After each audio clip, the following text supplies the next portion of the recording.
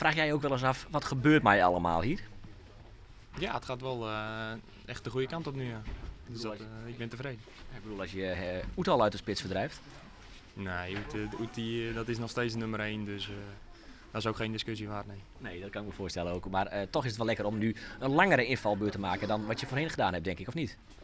Ja, dat is ook weer een heel apart verhaal. Ja. Als je elke keer grotere stappen mag maken, is dat natuurlijk wel lekker. Ook voor mijzelf is dat prima. Ik vind hem absoluut verdiend. Ja, vind ik echt.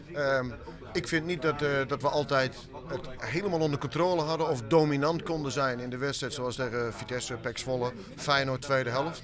En eigenlijk wisten we dat van tevoren ook wel. Er zijn toch wat veranderingen en alles luistert nou. En we waren een beetje aan het zoeken in de eerste helft. Maar uiteindelijk vind ik gewoon dat we verdiend hebben gewonnen. We wisten dat het zo zou worden, dat het echt een werkwedstrijd zou worden.